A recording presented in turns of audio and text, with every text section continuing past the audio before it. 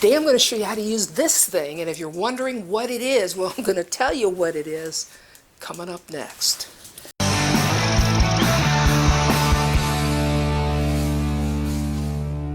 Hi everybody, I'm Leah of seejanedrill, and today, well, we're going to be using a texture sprayer. That's what this is. I'm going to show you how to do it step by step by step, how to set up your gun, and how to do a spray texture. We're going to take a look at a splatter dash, an orange pill, and a knockdown. And you're going to be really surprised. You're going to say, Leah, are you kidding me? Is it that easy? Yes, it is. Now our first step is to mix up our joint compound. That's what this is here, and we're going to have to add a little water to it to get a nice creamy consistency. And to do that, well, it's always best to use a mixing wand like this here and a drill. Let me tell you why it's so very important to get your joint compound nice and creamy and smooth, because if you have any lumps whatsoever, it's going to clog our gun up. That's why it's always best to use a mixing wand when you're mixing up texture for a spray gun. Now I'm going to add a little water, and what I will tell you is it does not take much at all. So don't be generous. Be a little stingy with the water just to start.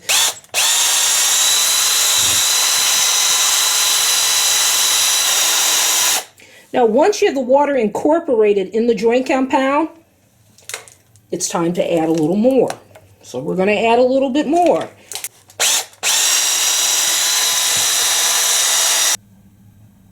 That's the consistency that you're looking for. Looks a lot like cake batter. Okay, so this is what a texture gun looks like. This is the bottom half of it. Now I'm going to set this down, and I'm going to show you the top half. And this is our top half. And what this is called is a hopper. And what we're going to do is we're going to attach our hopper to our gun. And the way we do that is just with a simple clamp like this. So let me take the gun, and I'm going to stick our clamp right there. And now I'm going to take our hopper, and I'm going to insert it just like so. And you want the handle toward you, okay? Now you want a nice tight fit, because this is holding our joint compound, our texture. And we certainly don't, let me flip this over. Okay, so we certainly don't want the texture leaking out. So just make certain that this is tight, nice and tight. Now we've got our hopper attached to our gun. We've got to get this compressor ready. And to do that, you want to take a plug. That's what this brass thing is here. And it's what's called a female plug. And what makes it a female plug is the threads are on the inside. If it were a male plug, the threads would be on the outside.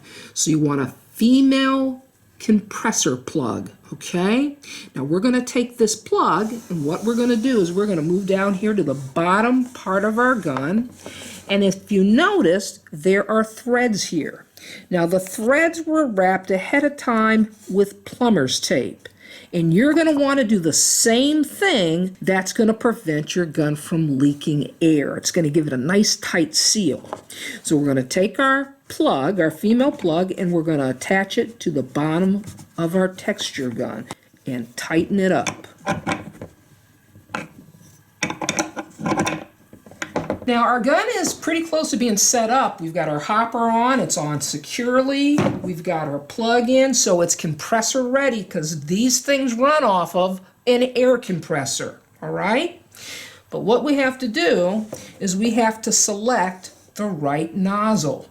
Now right now there's a nozzle in here, but what comes with a gun typically are 2 additional nozzles. Let me show you how this works. This right here, that's a locking ring, and you just take it right off. And this locking ring here, it holds the nozzle in place. So let me get this off of here, and then you'll see what I'm talking about, okay? So here we go. That's our third nozzle. Now I'm going to set this alongside the other two, because what I want to show you is I want you to notice the opening, okay? Notice how the opening here is much larger than the opening on this nozzle. So what they give you, or at least with this gun and what is typical, is you're going to find a 5/16. That's what this is. You're going to get a 1/4 inch. That's what that is. That opening is a 1/4 inch. Then we're going to come down here to this one. That's 3/16. Now, why does that matter? Well, it depends on the kind of texture you're going to spray. If you're going to spray a real heavy texture, well, you want to use this here with a larger opening. If you want your texture to be smaller, more fine, you're going to go with the 3/16. So why don't we go for the middle one? We'll install the 1/4 inch nozzle. All you do is you take your nozzle, you set it just like this, then you take your ring, so what I have here is I have a piece of cardboard up, and we're going to be spraying on cardboard. Now you're probably saying, well, why are you doing that, Leah? Well, here's the thing. This is a piece of drywall here, and the drywall is the same color as the joint compound, so you would never see it. And I want you to be able to see exactly what I'm doing, and that's why we're going to spray on top of cardboard. It's a good practice to take a piece of scrap cardboard or to take a piece of scrap drywall and spray on it first, just to make certain you've got your pattern and your texture the way you want it. Okay, so we're all ready to go. We've got our hose hooked up to our gun and our hose hooked up to our compressor. We're ready to spray. Now what I want to tell you is you don't want to be right up on the surface you're spraying. You'll want to back away, okay? The next thing that's important is how you travel with your spray gun. What you want to do is you want to start high, come across, and work down. It doesn't spray like a paint sprayer. It's not spraying a mist. It's really spitting the texture onto the surface. Spraying with a texture gun is a little different than rolling it on with a roller. It's very messy, so make certain that you cover everything, because if you don't, you're going to have texture everywhere.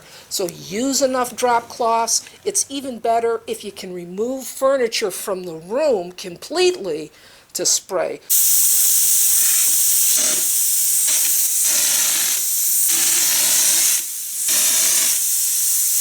Now what I'm going to do is I'm going to adjust the knob a little bit, back it out, and I'm going to lower the pressure on the compressor a little bit. I'm not real satisfied with the texture I'm getting. Let's see what we can do about it.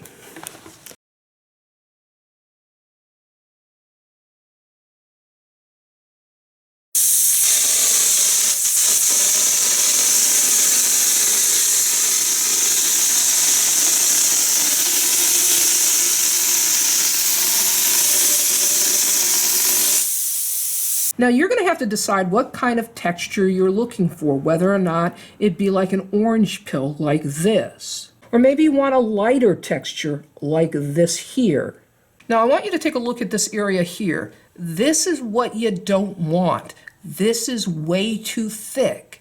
And if you're spraying it heavy like that, then it may run on you. And that's what you don't want. Now I've got the texture just the way I like it, but I want to show you something called a knockdown. You can leave it like this, or you can knock it down. If you knock it down, well, it takes a little time, and you have to catch it at the right moment. You don't want it to be too wet, and you don't want it to be too dry, so you have to time it just right.